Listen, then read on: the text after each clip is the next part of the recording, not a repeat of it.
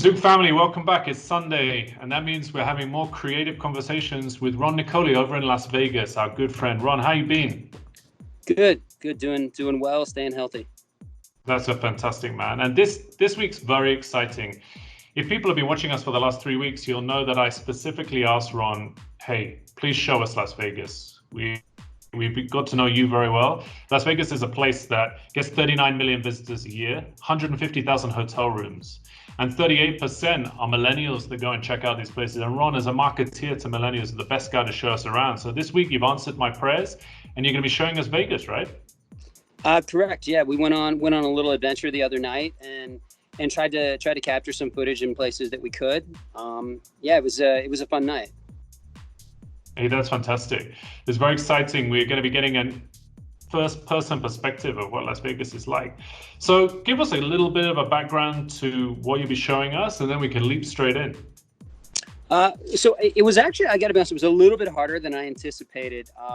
Again, I've driven the Strip during the kind of the quarantine period right now. So I've driven the Strip, but you don't really factor until you get in the car that you can't actually park anywhere. So a lot of like the access to actual park. So I did a kind of a quick cruise by and then realized that to be able to access the Strip by foot, you actually have to kind of park a block or two away.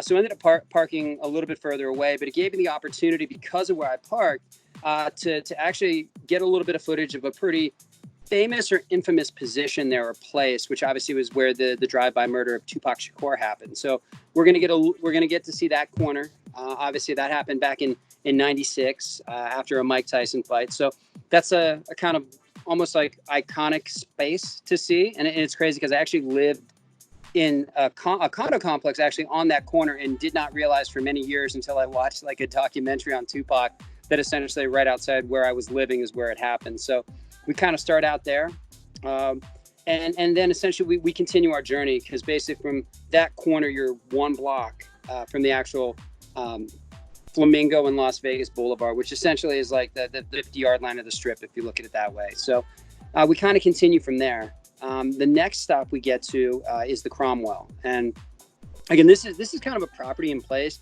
that's kind of near and dear to me. And actually, one of the things I threw in the segment just to add that kind of like almost like humanized touch is actually show you the corner that, as a young 24-year-old just starting out in the industry, that was a corner that I essentially stood on for hours passing out flyers. And it's right out the main entrance of what was the Barbary Coast, which is the main entrance point to Drai's After Hours. And, you know, I got my start with Victor, who essentially is just this hugely iconic figure in Las Vegas nightlife. And my first job with them was standing out on Las Vegas Boulevard and passing out flyers. So it was kind of, there was a little bit of nostalgia being in that same spot. I don't want to age myself too much, but pretty much 15, 16 years later, and now being in a much different position in career and life and being able to tell that story.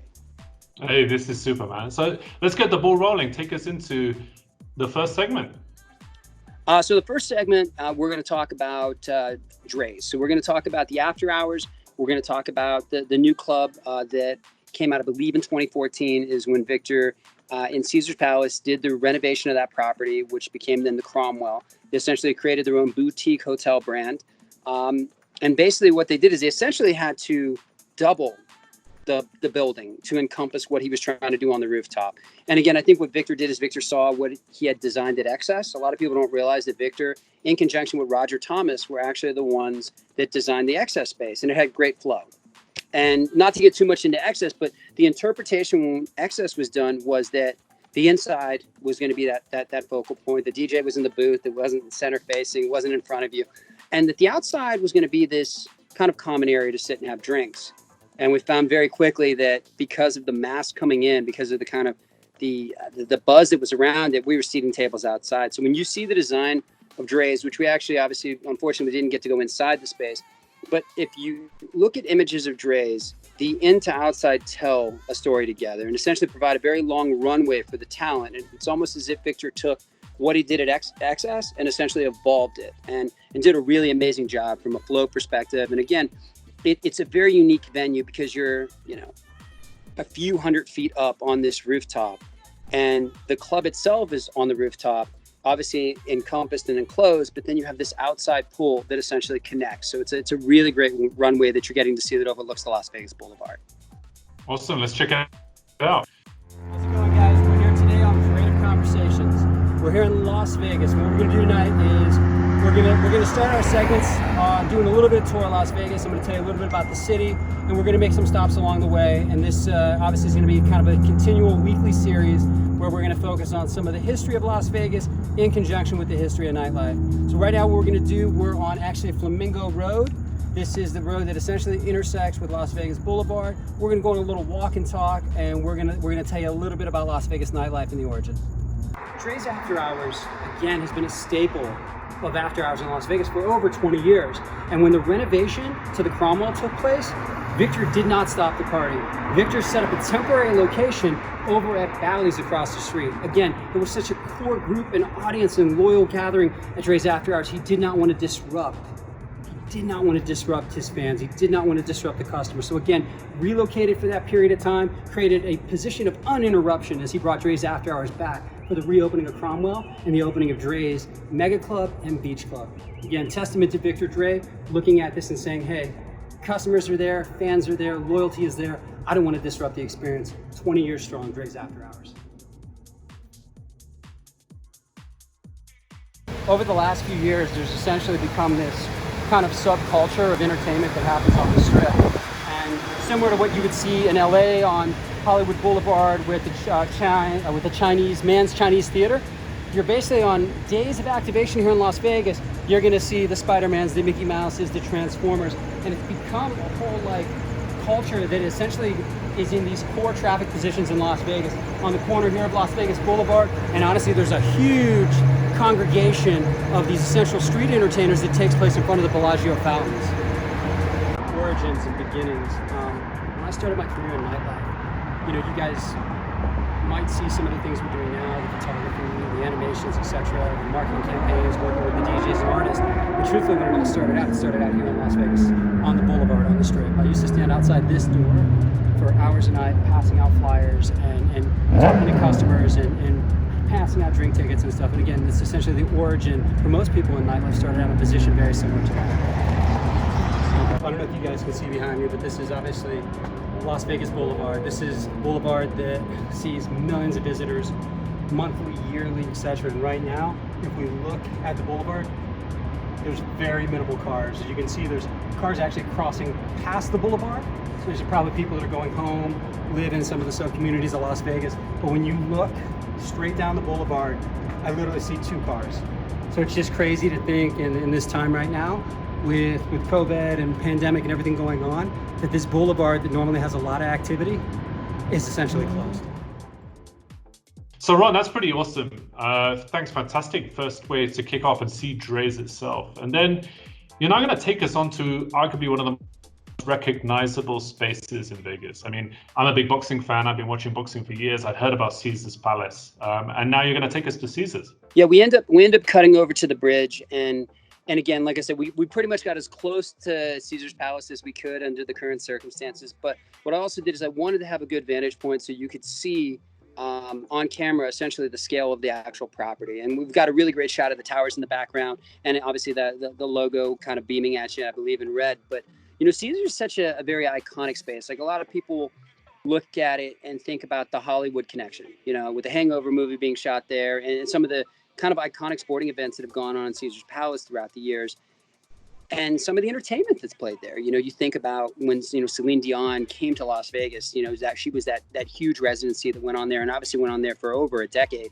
And Caesar's has always been that space. From probably the first property to do high-end retail the way they did. When they opened up the Forum Shops at Caesar's, it was essentially game-changing. And you had all these the international traveler coming in, and they had the Versace in there. They had the Dolce & Gabbana. They had all of these spaces before anyone else on the Strip even thought about getting into that high-end retail. And basically, the way I've always interpreted it is they essentially took many miles and many blocks in New York City and put them in one space, which for a domestic or international shopper is just an amazing experience. And they were the first to really embark on that. Now we've seen that replicated many times over, but they really developed that blueprint for high-end retail shopping in Las Vegas. So guys, anyone of us who are looking from Asia, will have been to Macau before, and this is very much the structure that Macau was designed and built from. Just bear in mind that the very first hotel property in Vegas came up in 1931. So these guys are the original real deal of it. So let's check out Ron checking out Ceasar's. So here we are standing outside Ceasar's Palace. Obviously, Ceasar's Palace is, again, it's one of these properties that, from a history perspective, housed some of the biggest fights, some of the biggest people in entertainment, Celine Dion. And the truth is, they were also part of the growth of nightlife. 20 years ago or so, Pure nightclub opened up in Ceasar's Palace. Stevie D opens up this property, and essentially it's the first mega club in Las Vegas, and it was the place to be seen. Celebrities were there, entertainers went there, athletes went there. It was essentially the place where you knew that you were going to bump into Paris Hilton or Shaquille O'Neal, or you were going to see that, world-class model. Again, no Instagram back in the days, but you got a real sense for being in that space. And essentially, it's probably the closest thing at that point that was replicating the classic New York Studio 54.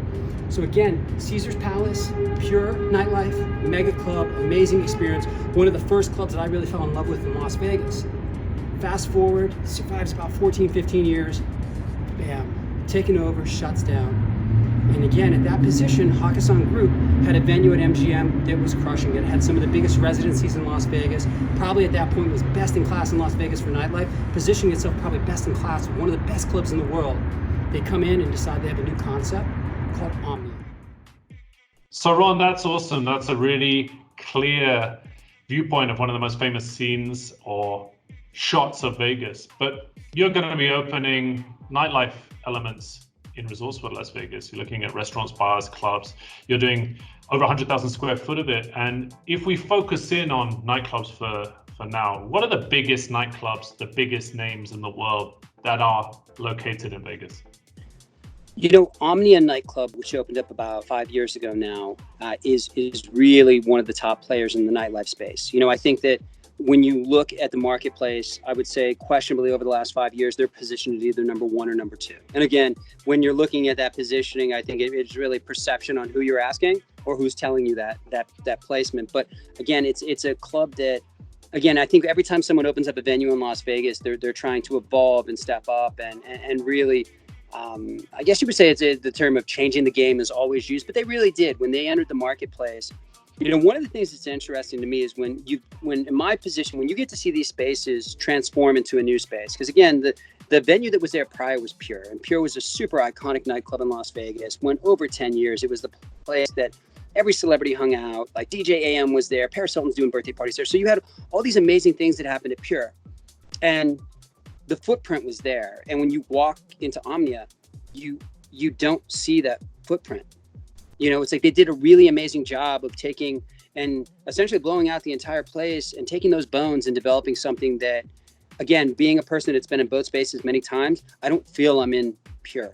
It wasn't just a re-rag, it was a complete remodel. And obviously the chandelier, and it's crazy because we say this, and when people are like, what do you mean a chandelier? But the production installation of that chandelier, and that on top of the talent lineup they were able to build, it's like I always talk about, and I even say it in our segment, it's like if you're someone in that space, you don't know where to aim your phone. Are you aiming it at the talent? Are you aiming it at the chandelier? So they did a really amazing job of really creating a production element that really is eye-catching and kind of drives you in and takes you into the overall experience. So really, really fantastic venue. And again, they continue to be listed in number one, number two in Las Vegas, and honestly, probably a top 10 in the world for a venue.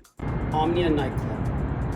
Again, Hakkasan had opened up inside MGM, huge mega club, different rooms, top entertainment, one of the best clubs in Las Vegas. 2 years later, again, within 2 years, they're already concepting, they're already building something out, and that build out became Omnia. Taking the place at the very iconic location that Pure Nightclub was in, Omnia opens. And again, top residencies, Calvin Harris, Tiesto, Martin Garrix, Zedd. Justin Bieber's 21st birthday happened inside the Heart Room at Omnia. And again, special experience in there because you have the main room that is just massive and has this iconic, beautiful chandelier that essentially is, it itself is an experience in that space. It's the moment you get the phone out, you hold it up, and you don't know if you're pointing it at the artist or if you're pointing it at the chandelier. And again, they have all the touch points in place. And then guess what? If you wanted to have a different experience, you can go into the heart of Omnia. A little bit more top 40, a little bit more hip hop, a little bit different of a vibe. But what they did was they were able to centralize two amazing type of genres and synergy of music to different demos and essentially circle them and kind of create the ingredients for essentially the perfect cake. And they did that very, very well, and they continue to do that very well. Omnia is still one of the top clubs in Las Vegas. I believe it's going on about its 5th or 6th year of operation now. Again, still some of the top artists in the world are performing in this space. It's definitely one of the clubs that kind of post-pandemic, I'm looking forward to coming back. Again, great team, great philosophy, great marketers. Essentially, they put together a really great program at Omnia. So again, pretty excited about seeing that venue come back. When you think about pure scale and size of it, still one of the biggest spaces in Las Vegas. And again, in one of the most recognizable properties, not just in Las Vegas. I think Caesar's Palace has the type of name that essentially has global recognition. So again, putting these brands together and being on the corner of the Las Vegas Strip, again, you're essentially on the 50-yard line of the best boulevard in the entire world. So again, that's going to conclude it for tonight for us. Again, we're going to be looking at doing this series on a weekly basis. Go ahead and let's hear your comments. Let's create some interaction. Tell me if there's something in Las Vegas you want to see. Tell me if there's a club you want to know about. Let's get that engagement going. Questions, comments, feed them in. Again, we want to create interaction. And again, I appreciate you guys tuning in. Thank you, and be safe and be healthy. We're out tonight. Thank you.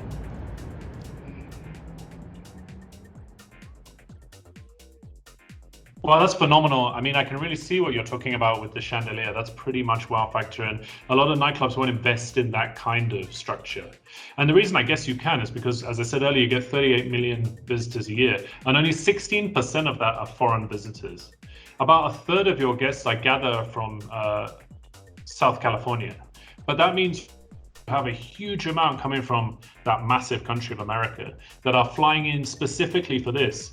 Now, I read online that the average person stays about 3 nights, which you have explained to me before means that you need 3 different types of talent on the weekends in order to attract someone back to your venue.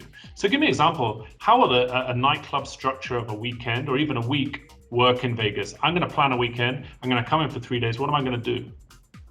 Well, obviously we go out with the marketing materials, right? And we're trying to, again, I always call marketing is a conversation, right? I'm trying to engage or get you excited about something that's going to go on, right? So let's say we're looking and we're anticipating that your trip is going to be Friday, Saturday, Sunday. Okay. Now, my hope is at a certain point, there's engagement, right? I've created the curiosity with content. Now there's engagement. Now you're reaching and we're having some sort of digital conversation, and again, that could be just from some of the ad placements that we're doing. But let's say we finally get to a position where you're going to have a physical conversation with someone on the team. And this may be one of our hosts in the VIP service side. Now, if we get to that point and we essentially have created that customer capture, now this is where it gets exciting, because now there's a heavy reliance, in a sense, in a positive way, on the host that should be creating your journey for you. At that point, that's a very different experience. Because now the host, if they're doing their job, is they're positioning that journey. Now on our end, from marketing and talent and programming, we have to make sure that we're providing our team with the resources and the materials, because there's always going to be rebuttals, right? The guy shopping for a table with our venues is also going to be the guy shopping at a table with another venue. So how are we preparing our staff to, one, handle rebuttals and also get them excited? Because if our team's not excited, you can't sell something if you're not excited about the product or service, correct? So you got to get the team excited, get them prepped, so when they go in, there's no rebuttal. They're closing that, but they're also creating that experience. But we have to prepare different things on different nights. If we're coming out and we're throwing even the style of music, you want to be very specific, because again, the perfect nightlife experience for a weekend, every night you're going to hear a different style of music. The production's going to feel different. Because of that, we're going to drive in a little bit of a different audience, but we're not pushing you away from experiencing the space. Some of the nights that I did at previous venues, you'd see the same customers come back almost 3 nights in a row. But we did a really great job on the Sunday night programming of adding in some sort of, not necessarily theme concept, but really a concept party in itself. So now all of a sudden, if you experience Friday night with, let's say you did Friday night with David Guetta, and then Saturday night you came in and you got to hear Chainsmokers. Now Sunday night, maybe we give you Diplo, but it's a nighttime pool party.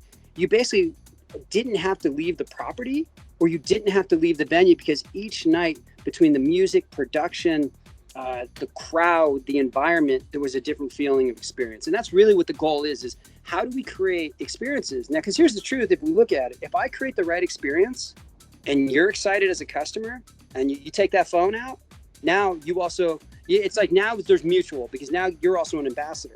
Because the greatest thing that can happen is your engagement of the experience and putting it out there to the world. That's real, because you have an identity. The club doesn't have an identity. The club's identity is built on what we post, and the truest form of our identity as an ambassador is the people that work for us. Yeah, it's fascinating you say that. I was very lucky to go to Vegas, where I met Ron for the first time last year, and he set up for us to go everywhere. We went to see Zed, Omnia. We went to see Steve Aoki at Hakkasan, and bouncing around. It's just incredible to see. But what I quite liked about the setup there that you talk about is the service was first rate. So eventually, when you don't want to go through the hassle of going and queuing and waiting to get in, you want that experience every time you go. You just want the ease of entry, and it feels special for that 1 hour, 2 hour, 3 hour, 4 hours. So if I could stay in the same property, I could have 4 unique experiences in the same room, happy days, let alone which you're designing in Vegas for us, 5 or 6 or 7 different outlets in one space. You literally can't get bored. You can have multiple different experiences with multiple different people every night of the week. I mean, I think the goal is we want to hear our customers say, "I went to Vegas, but I never left the property." Right? If we're hearing that type of feedback, or that's the kind of the communication we're hearing on the side, then we definitely succeeded. So Ron, over the past few years, you've seen it. You've been there long enough to see it erupt. For some of us who are based out in Asia, for instance, I might take Ben Nicky on a Saturday, I might take Paul Van Dyke on a Saturday, and share them with Singapore, who might take them on a Friday. But you're talking about multiple huge names over the course of a week.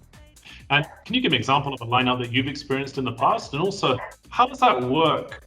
What kind of relationship do you have with the artists in order to retain that kind of popularity over such a long period of time? So I had a lineup one year, and this is many years back. And it's funny. So I was going through my phone the other night, and I found this image, and it's an image that actually gave me chills. And the nature of the image is why. And it was a Monday night of Labor Day weekend at XS. And on the same night together, we had Avicii and David Guetta playing together. Now, think about the fact that that was the last night of that weekend. So when I look at, we opened up Friday, Saturday, Sunday night with different acts.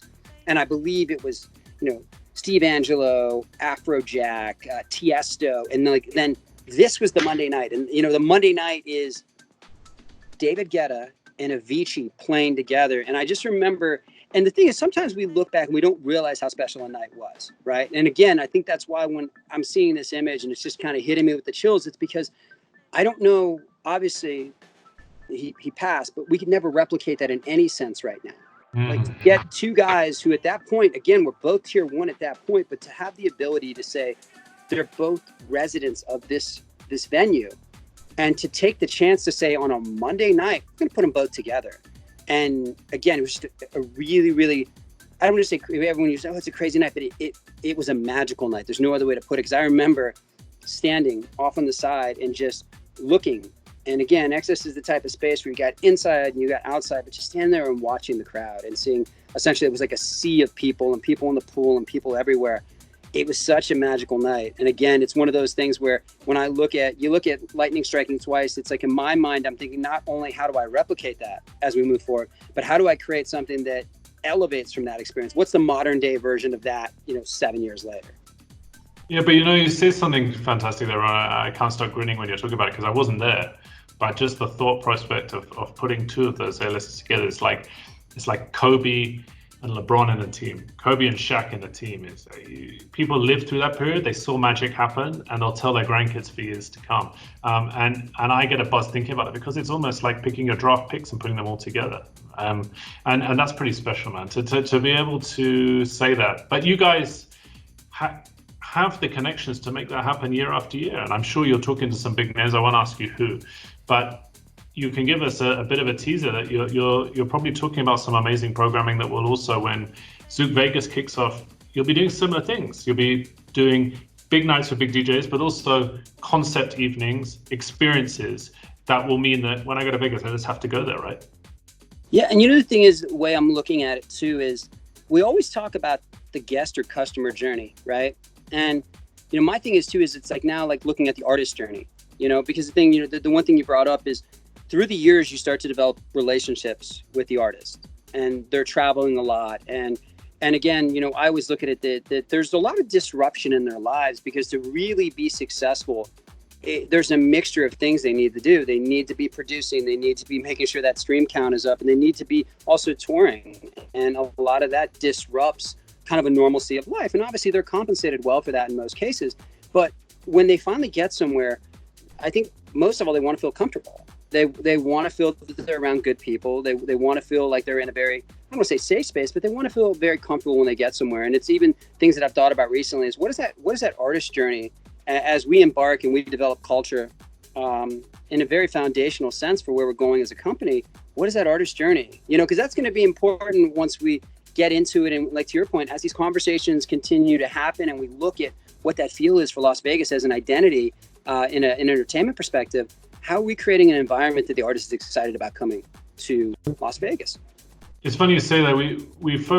You and I are very closely entwined with the kind of setup we have because we're a resort here. And we thought about that a year ago. And I give Ben Nicky as a perfect example. We made some T-shirts for him with his logo on, with his structure. We leave goodie bags on the bed, Fuhu fans, Red Tail paraphernalia, maybe for them to take home, give to family. Because the point that you raised so well is, let's say you come to this resort, you've done it.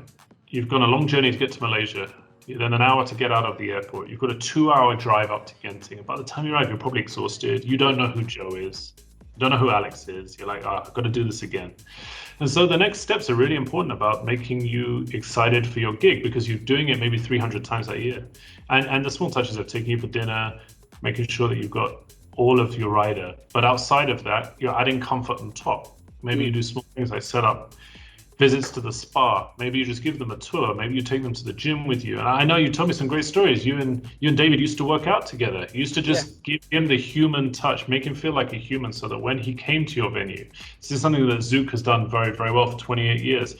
People have the passion to return to Zouk in the alternative of just taking a gig. And I think that basically encapsulates what Zouk family means, at least to me.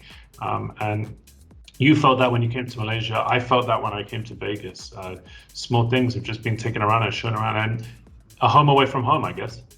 Well, I was going to say, as I'm kind of going down, again, I'm new to the company, and I'm learning the ideology and the history. And as I'm having conversations with people in the talent entertainment industry, a lot of people obviously know the brand. A lot of people tell stories about playing at Zouk. They tell stories about some of their first shows in Asia occurred at a Zouk venue. And again, it's to your point, some of the touch points that you guys have done that have made their experiences memorable. Like, think about it on both sides, from our side and the artist side. I don't think any of us want to ever feel like they're just coming to pick up a paycheck, because if that's the way they're looking at it, I think we're both at a disadvantage. So it's super meaningful.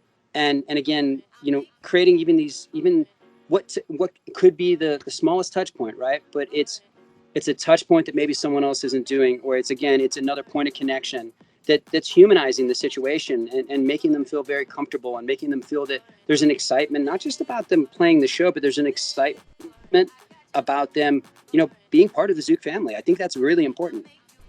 Well, Ron, that's a perfect touch point for us. And thank you so much for giving us that tour. That's something that's very, very special and a great insight for many of us that may not have had the opportunity to go and visit. We would love you to continue. Maybe you can film some other elements that we haven't seen before as well. I mean, especially some places with great history towards with Las Vegas. There's so much history to with Las Vegas.